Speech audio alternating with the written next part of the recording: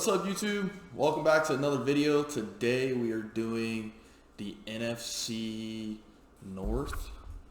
I'm going to be doing my predictions. I have two of these left. After today, we have to do the NFC South and NFC West. So I'll be doing those other two videos tomorrow and Wednesday. But to kick it off, I'm going to change things up a little bit today. I'm actually going to do a little whiskey, a little Hibiki whiskey instead of a beer.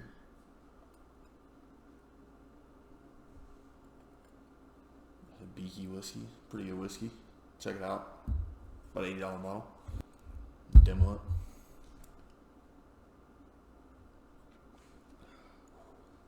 it. Smooth. Woo!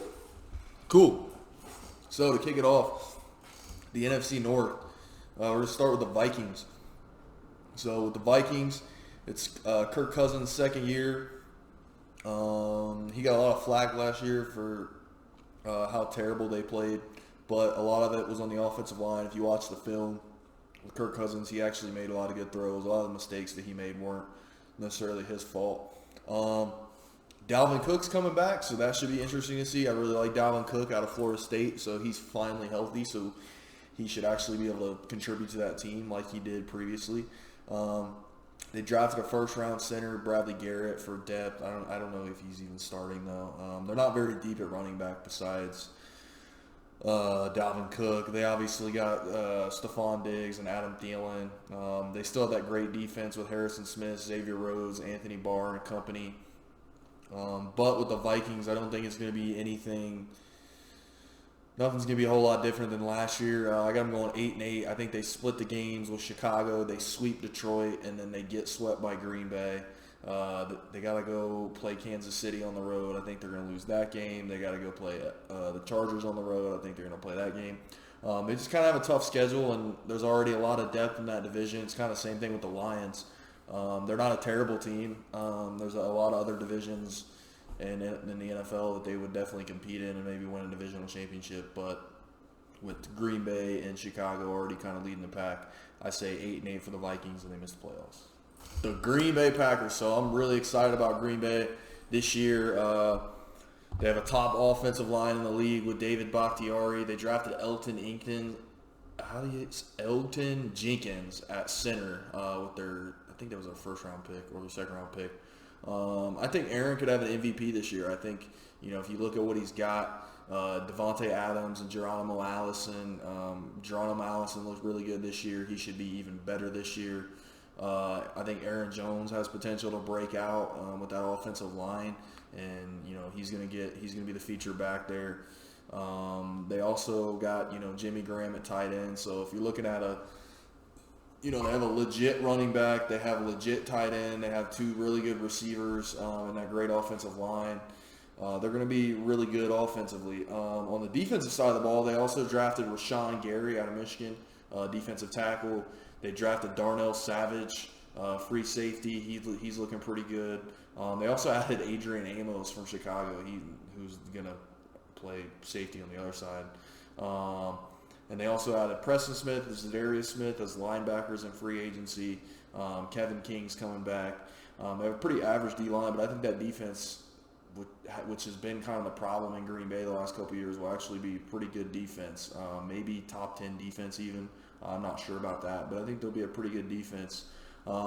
Their secondary is elite with Kevin King and Adrian Amos and those guys and Darnell Savage. They have a really great secondary. My prediction, they also have the new head coach, Matt LaFleur. So Mike McCarthy's gone, as we know. So they have the new head coach, Matt LaFleur.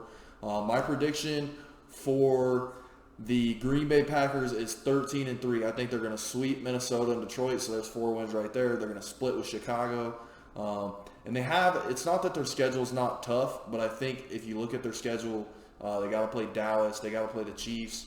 Those are winnable games. The Bears week 1, I think they're going to win that game Thursday night. So they do have a tough schedule, but I think they have a squad built to stay and win games, and they got Aaron Rodgers. So, yeah, I think 13-3, and then I think they're going to win I think they're going to win the division, and they're going to get to the NFC Championship. As long as Aaron Rodgers stays healthy, I think they can get to the NFC Championship, possibly get to the Super Bowl, probably playing Philly or maybe don't know, Atlanta or something like that. So, yeah, I think it's going to be a good year for Green Bay. New head coach, new start. So, the Chicago Bears, Mitch, please. It's do or die this year for Trubisky, man. He's really got to show, whether he's a legit QB1 or whether he's just an average fringe starter. I really like Mitch Trubisky, but if watching the film on him, a lot of the decisions he makes and a lot of throws, he can make all the throws in the NFL. Any throw he needs to make, he can make it. It's just the fact of making the decision to make the throw is where Trubisky struggles. His decision making is not the greatest. His pre-snap reads are kind of pretty bad. Where Mitch is hindered is not talent. It's his ability to read a defense and make decisions. He's really lacking there. They have a top 10 offensive line. They got Anthony Miller, who should break out this year. Tariq Cohen's going to be the featured back now. They also added Mike Davis from Seattle for depth, but I think Tariq Cohen, you got a guy that's going to catch passes out of the backfield, going to get a lot of touches, be a fantasy stud. Really like Tariq Cohen. And then the defense, they got the best front seven in the league. They're just stacked everywhere, and I think their defense is going to carry them again this year. They're led by Khalil Mack, Roquan Smith, Danny Trevathan. They have a dope secondary too. My prediction for the Bears this year is 11-5 and a wild card win with a divisional round exit. I think they're going to split the games with Green Bay and Minnesota, and then they're going to sweep poor Detroit.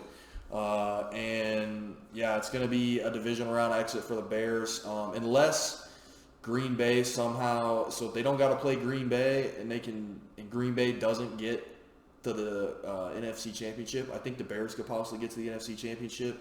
I don't think they're Super Bowl ready yet, even with that defense. I think it all. Honestly, I mean, if Trubisky comes out and just plays great this year, which I think there's about a 50-50 chance that that's going to happen. If Trubisky comes out and crushes it, then I think they're a team that can win a Super Bowl. No, because you look at that defense. I mean, that defense is unbelievable. So I think with the Bears, there's potential to be a really good team and maybe make it to the Super Bowl. But I think it relies mainly on how does Trubisky and that offense perform. We know what the defense is made of. We know they're going to be a top 5 defense, probably the best defense in the league again. It really just comes down to Trubisky. So yeah, 11-5 for the Bears, divisional round exit. Okay, lastly, we got the Detroit Lions. Man, I like when you look at Detroit's personnel. If you saw it on paper and you didn't know it was the Detroit Lions, you'd be like, damn, man, this is actually a pretty solid squad. They have a pretty average offensive line, but they have a really good receiving core. They added Danny Amendola. They still got Marvin Jones. They still got Kenny Galladay. They added Jesse James in free agency for Pittsburgh, tight end out of Pittsburgh. He's really good. They added T.J. Hockenson in the draft. He was their first-round draft pick. Kerryon Johnson is a beast. C.J. Anderson's coming in from the Rams, so he should be able to give them touches, splitting them. Like Kerryon Johnson and C.J. Anderson as a 1-2 punch is really sick. So I think they're going to have a pretty high-powered offense this year. I think Stafford's going to take a lot of shots, just like he always does, because of that offensive line. But I think he's going to play well. I think those running backs are going to be good. I think those receivers are going to be great. Their defense is pretty good, too. I mean, they got Darius Slay. They added Trey Flowers from New England. Pretty sure they gave him big money. They got Snacks Harrison. They could be a dark horse playoff team, man. You never know. If Detroit plays to their potential, I think they could be a wild card team. Honestly, I think they could be better than Minnesota if you look at the people they got. If they play to their potential. I don't think they will. I think they'll go 7-9. I think they'll get swept by the entire division. That's where, like, if you put Detroit in the AFC South, I think they're competing to win that division. But in the NFC North, I mean, you got to pay the Bears twice a year. You got to play Green Bay and Minnesota, and those are 3 solid teams. So they're going to go 0-6 in the division. And outside the division, they're going to go 7-3. So in my opinion, so if you put them in another division, they have potential to be a really good team. But I think just for Detroit's sake this year, that's not it. And until Aaron Rodgers leaves Green Bay and Minnesota falls off, I don't see Detroit being a playoff team anytime soon. It's not because they don't have the potential. It's just the division they happen to be in and, what I think they're going to do. So 7-9 for the Detroit Lions. This should be a pretty interesting division with Chicago and Green Bay. Minnesota might, get in there too. And like I said, even Detroit could be a dark horse playoff team if they play their potential and they can beat Green Bay for a game. Because I mean, if you think about it, if I have them getting swept by every other team in the division, if they just win one of those games against each of those teams, they're 10-6, and they're probably a wild card team. You know what I mean? So they're not that far off, but I don't see that happening. But yeah, I can't wait to see how it plays out. All right, guys, thanks for watching the video. I will be doing the NFC South tomorrow and then the NFC West on Wednesday, and I'll have those out. We will be ready to go for Thursday night. I also did my fantasy draft. I did one Sunday yesterday, and then I did another one the week before, so I'm going to put up a video and kind of show you guys who I got, what my lineups are looking like. I don't know if I'll probably have that one out before Sunday. I'm not going to have it by Thursday. But yeah, like I said, thanks for watching the video once again.